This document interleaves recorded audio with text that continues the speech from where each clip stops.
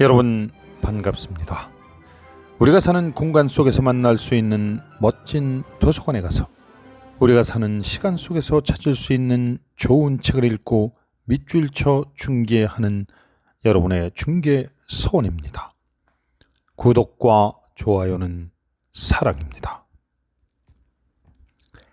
서울 강남구 논현로 131길 40 7호선 학동역 6번 출구로 나와 349m를 걸어가면 지하 6층, 지상 5층의 산뜻하면서 멋지게 지어진 건물을 만날 수 있습니다. 논현 문화마루 센터입니다. 이 멋진 건물의 4층과 5층이 논현 문화마루 도서관입니다. 지하 1층부터 지상 2층까지는 강남문화원이 자리하고 있어서 논현동 주민들에게는 문화가 샘솟는 공간이기도 합니다. 도서관에는 무려 마란츠 앰프에 걸어서 감상할 수 있는 LP판까지 마련되어 있습니다. 라트비아 출신 영국의 자유주의 정치 철학자이자 정치 이론가는 불과 23살의 나이에 옥스퍼드 대학교 뉴 칼리지의 철학과 교수가 됩니다. 어느 날 뉴 칼리지의 학장이 가정대학 총서에 들어갈 칼 마르크스의 평전을 써보지 않겠냐는 제안을 합니다. 이 젊은 철학 교수는 그로부터 5년을 매진하여 평전을 완성합니다. 러시아어가 유창했던 탓에 다른 어느 학자도 접근하기 쉽지 않았던 마르크스 사상에 다가갈 수 있었기 때문에 누구보다 유리한 위치에서 마르크스를 분석할 수 있었습니다.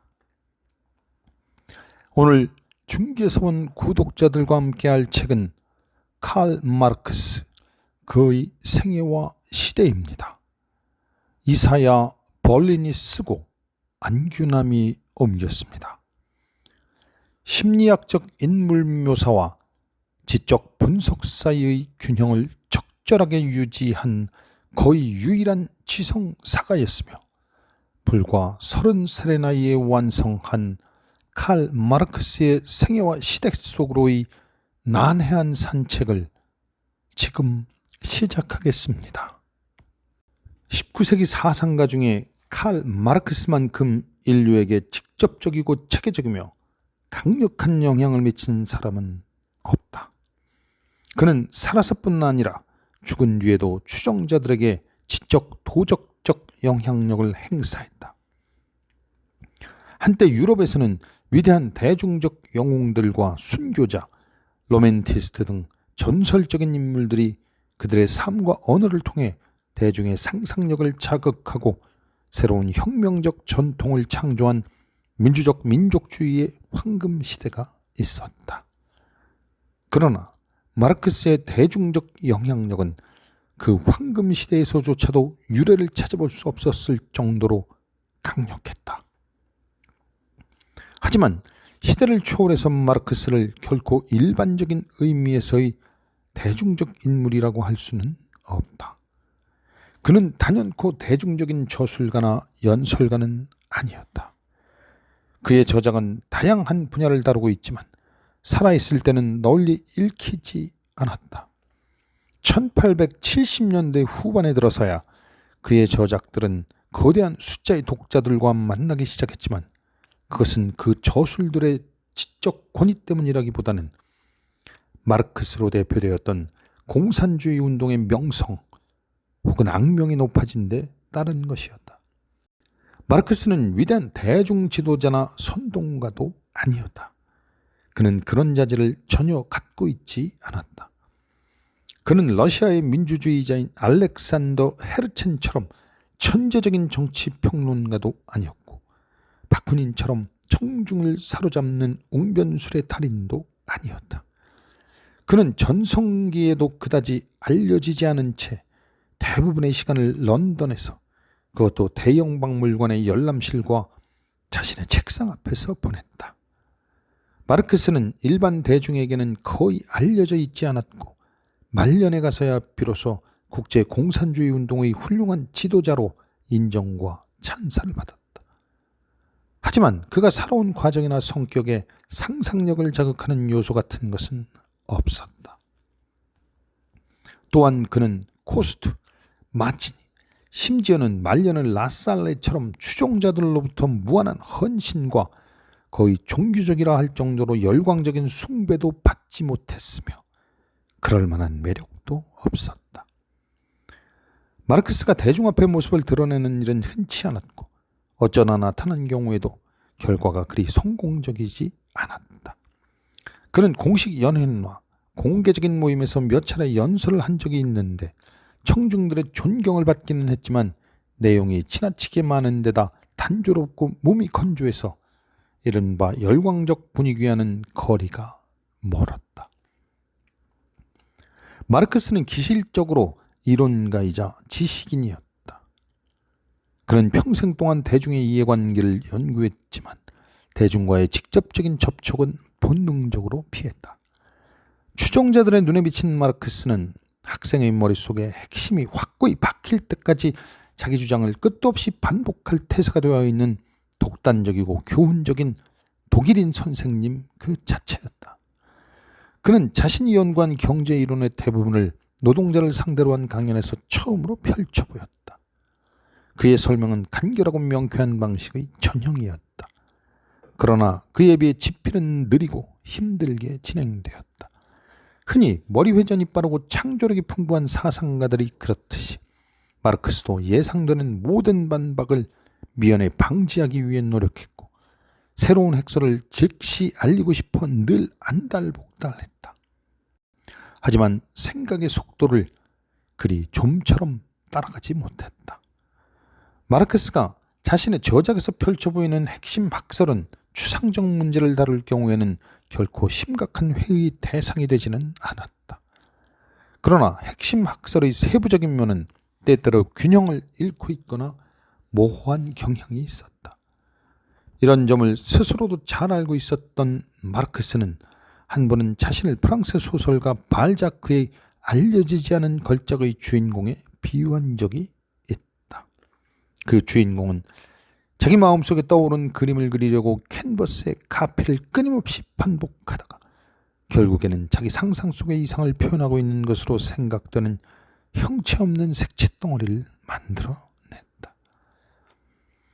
마르크스의 세대는 이전 사람들에 비해 더 강력하면서도 체계적으로 상상력을 기를 수 있었다. 마르크스 이전 세대의 사람들은 종종 사실보다는 관념을 더 실제적인 것으로 보았고 외부 세계의 사건보다는 인간관계를 더 의미 있는 것으로 여겼다.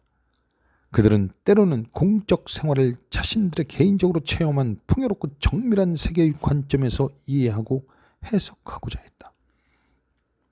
그는 이런 사람들 사이에서 성장했다. 마르크스는 본래 내적 성찰에 몰두하는 인물이 아니었다. 따라서 그는 인간이나 마음 혹은 영혼에는 거의 관심이 없었다. 다만 그는 동시대의 인간들이 혁명적 변화의 중요성을 제대로 평가하지 못하는 것에 경멸과 분노를 표시했을 뿐이다. 그들은 오직 느닷없는 부의 증가와 함께 사회적, 문화적 혼란을 동반한 급속한 기술 진보에만 눈이 멀어 있었다. 마르크스는 프랑스의 사회주의적 작가들과 영국 경제학자들의 정치적 현실주의에 강렬한 인상을 받았다. 하지만 그는 그들의 문학작품과 경제 이론에 역사의식이 결여되어 있다는데 충격을 받았다.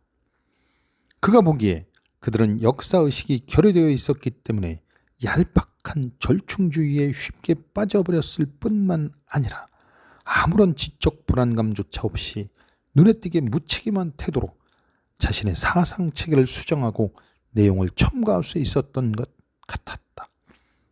그들에게서 볼 수 있는 그러한 관용은 진지함이나 성실함 중 어느 하나가 결연되어 있다는 것을 보여주는 거울 같았다.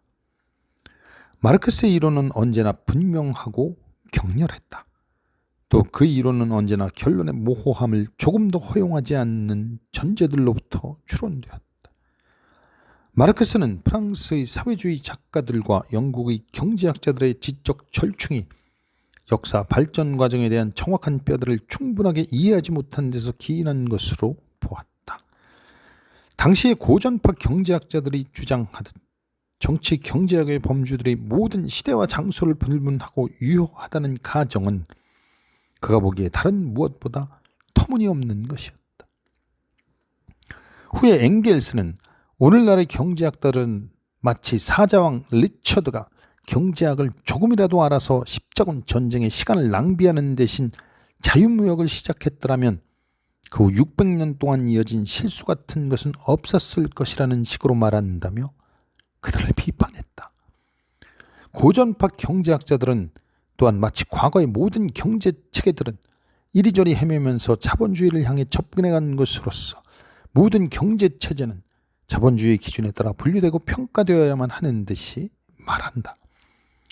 공상적 사회주의를 비롯해서 부르주아 사회나 봉건 사회의 나쁜 측면들은 모두 빼버리고 좋은 면만 이상화시킨 다양한 이론의 오류는 이렇듯 모든 시대는 자기 고유의 개념과 범주들을 통해서만 분석될 수 있고 자기 고유의 사회 경제적 구조에 의해서만 결정될 수 있다는 사실을 파악하지 못했던 태에서 비롯된 것이다. 문제는 무엇이 일어나기를 바랄 것인가가 아니라 역사가 무엇이 일어나도록 허용할 것인가, 현재 어떤 경향들이 사멸하고 어떤 경향들이 역사 발전에 기여할 것인가 하는 점이다. 우리는 이러한 과학적 탐구 방법의 결과에 따라서 역사를 건설하지 않으면 안 된다. 마르크스는 프랑스의 사회주의적 작가들의 도덕적 취향을 마음에 들어 했다. 그들도 마르크스와 마찬가지로 논리와 경험을 관찰을 배제한 채 타고난 직관이라든가 감정에 호소하는 수성주의에 대해 회의적인 생각을 가지고 있었다. 그들도 바로 타고난 직관과 감정에 호소하는 주정주의가 반동과 비합리주의의 최후의 보루라고 보았다. 또한 그들도 열렬히 반교권적이고 반권위주의적이었다. 그러나 그들 중에는 모든 인간의 이해관계가 자연스럽게 조화를 이룰 것이라는 낡은 견해들을 주장하면서 개인에게는 국가나 군주들의 간섭에서 벗어나기만 하면 자신과 타인들의 행복을 확보할 능력이 있다고 믿는 사람도 많았다. 이러한 주장은 헤겔식 교육을 받은 마르크스로서는 전혀 인정할 수 없는 것이었다. 그럼에도 불구하고 결국 이 사람들은 마르크스가 적으로 생각하는 사람들의 적이었고 진보의 편에 가담해 이성의 진보를 위해 싸우는 투사들이었다. 마르크스는 역사적 구조에 대한 이론, 즉 인류 역사를 구성하는 요소들 사이의 형식적 관계들에 관한 이론은 헤겔에게서 이끌어냈지만 요소 자체에 관한 내용은 생시몬과 그 제자들, 그리고 새로운 자유주의 정신을 가지고 있는 역사가들인 기조, 티에리, 미네에게서 얻었다. 생시몬은 대담하고 독창적인 이론을 펼친 사상가였다. 그는 경제적 관계의 발전이 역사를 규정하는 결정적 요소라고 주장한 최초의 인물이었다. 또한 그는 어떤 특정한 시기에 공동체의 주된 경제적 자원을 소유한 사람들과 반대로 이러한 유리한 점을 가지고 있지 않다는 이유만으로 생계를 위해서 어쩔 수 없이 전자에 의존해야만 하는 사람들 사이의 갈등, 즉 경제적 계급 사이의 계속적 갈등이 역사 과정이라는 개념을 최초로 밝혀냈다. 문자가 등장한 이후 인류는 착취자와 피착취자로, 즉 주인과 노예, 귀족과 평민, 오늘날에는 부르주아지와 프롤레타리아로 분열되어 왔다. 발견과 발명의 거대한 발전은 현대사회의 경제체제를 변화시켰다. 길드는 지역의 매뉴팩처에 자리를 내주었고 매뉴팩처 다시 대공업에 자리를 내주었다. 이러한 팽창의 각 단계는 그 특유의 정치적 문화적 형태들과 함께했다. 현대국가의 구조는 부르주아지의 지배 이데올로기를 반영하고 있다. 현대국가는 부르주아 계급 전체 업무를 처리하는 위원회에 불과할 뿐이다. 부르주아지는 역사에 극히 혁명적 역할을 수행했다. 부르주아지는 봉건적 질서를 전복시켰다. 그들은 인간을 타고난 상전들에게 묶어놓았던 과거의 목가적이고 가부장적인 관계를 파괴했다. 그러나 그 결과 남은 것은 사람과 사이의 노골적인 이해관계, 즉 냉혹한 금전관계뿐이었다. 부르주아지는 인격적 가치를 사고팔 수 있는 교환 가능한 상품으로 만들어버렸고, 공식문서와 군주의 허가로 보장되던 과거의 자유들을 상업의 자유로 바꾸어 놓았으며, 종교적 정치적 가면들로 은폐되어 있던 착취를 직접적이고 몸이 건조하며 파렴치한 착취로 바꾸어 놓았다. 부르주아지는 지금까지 공동체에 대한 봉사의 형태들로 존경받았던 전문 직업 종사자들을 그저 그런 임금 노동자로 만들어버렸다. 한마디로 말해 부르주아지는 소유만을 목적으로 삼음으로써 모든 생활 형태를 타락시켰다. 이런 일이 가능했던 것은 엄청난 양의 새로운 천연다원을 이용할 수 있었기 때문이다. 봉건체제는 새로운 발전을 수용할 수 없었기 때문에 붕괴한 것이다. 그런데 이 과정이 또다시 되풀이되고 있다. 과잉 생산으로 인한 빈번한 경제 공황은 자본주의가 자신의 자원들을 더 이상 통제할 수 없게 되었다는 것을 보여주는 징후이다. 한 사회 질서가 너무 지나치게 확장되는 것을 막기 위해 생산 설비와 생산물들을 파괴할 수밖에 없다면 그것은 그 사회 질서의 붕괴와 파멸이 가까워졌다는 것을 알리는 확실한 징표인 것이다. 부르주아적 질서는 자신의 상속자인 동시에 자신에 대한 사형을 집행할 프롤레타리아트를 만들어냈다. 부르주아적 질서는 귀족 계급과 소규모 직공들 및 그 지도자 등과 같은 자기와 경쟁하는 모든 다른 조직의 힘을 파괴하는 데는 성공했지만 프롤레타리아트만은 파괴할 수 없다. 왜냐하면 프롤레타리아트는 부르주아 체제의 일부로서 부르주아지의 존립에 필수적인 데다가 무산자들의 거대한 군대를 형성할 수 있는 강력한 세력이기 때문이다. 이 무산자들이 그와 같은 거대한 군대를 형성할 수 있는 것은 역설적으로 부르주아 자신의 착취 과정을 통해 그들을 훈련시키고 조직시켰기 때문이다. 자본주의가 국제적이 될수록 본의 아니게 자본주의가 노동자들을 조직하는 규모는 자동적으로도 확장되고 더 국제적이 된다. 이 노동자들의 단결과 연대는 결국 자본주의를 무너뜨리는 힘이 될 것이다. 자본주의의 국제동맹은 필연적으로 노동자 계급의 국제동맹을 낳을 수밖에 없다. 이러한 변증법적 과정은 조금의 이해에도 진행되며 어떠한 힘으로도 그것을 저지하거나 통제할 수 없다. 그러므로 농민, 직공, 소상공인들의 이데올로기들이 그토록 열렬히 갈망했던 것처럼 중세의 목가적 상태를 부활시키려 한다든가 또는 과거로의 회귀에 대한 향수에 입각해 유토피아적 계획들을 세우려 드는 것은 쓸모없는 짓이다. 과거는 지나가 버렸다. 과거의 지배 계급들은 역사의 진군 앞에 이미 오래전에 결정적인 패배를 당하고 말았다. 과거의 지배 계급이 부르주아지에 대해 갖고 있는 적의는 종종 사회주의라고 불리지만 그것은 잘못된 것이다. 그러한 적의는 단지 반동적인 방식으로서 인간 진보의 발걸음을 되돌리려는 헛수고에 불과할 뿐이다. 승리를 위해서 지배계급이 선택할 수 있는 유일한 희망은 독자적 존립을 포기하고 프롤레타리아트의 하나가 되는 것밖에는 없다. 마르크스 이전에도 계급 투쟁을 말한 사람들은 있었다. 그러나 마르크스는 한 계급이 오로지 계급으로서의 자신의 이익을 위해 싸우는 정치 조직을 만들 계획을 구상하고 성공적으로 실천했을 뿐만 아니라 그렇게 함으로써 정당과 정치적 투쟁의 성격을 완전히 바꾸어 놓았다. 하지만 동시대인들의 눈에 그는 경제 이론가로 비춰졌고 심지어는 자기 자신도 그렇게 생각했다. 그는 고전적 전제들을 바탕으로 경제 이론을 펼쳤고 그 전제들을 자기 나름대로 발전시켰는데 이러한 전제들은 그 후 계속해서 논란의 대상이 되었다. 어떤 사람들은 이미 폐기된 것으로 치부했고 어떤 사람들은 부활시키고 지지를 보냈다. 하지만 마르크스의 그러한 전제들이 경제이론의 중심을 차지했던 시대는 거의 없다고 할 수 있다. 오히려 현대의 그 어떤 사상 체계보다도 의견과 행위 모두에 더 크고 더 지속적인 영향을 끼친 것은 자본주의 사회의 발전과 구조에 관한 그의 이론이다. 하지만 그는 이에 관해서 그 어디에도 상세한 설명을 하지 않고 있다.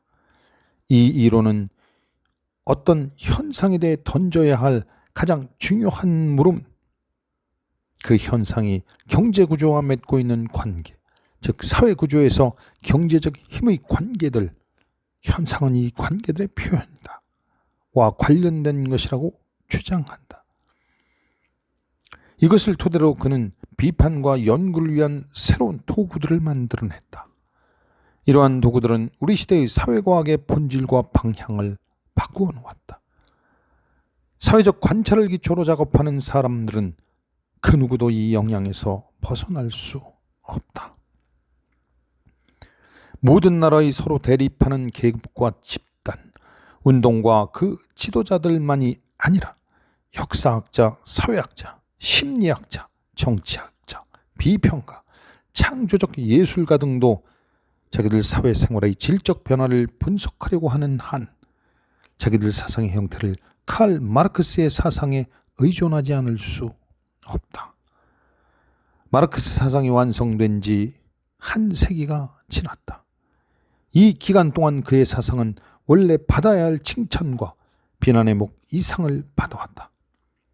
그 사상의 주요 원리들에 관한 과장과 지나치게 단순한 적용은 그 의미를 모호하게 만들기도 했고 이론과 실천 모두에서 많은 중대한 실책들을 가져왔으며 마르크스주의라는 이름으로 공식화되었다.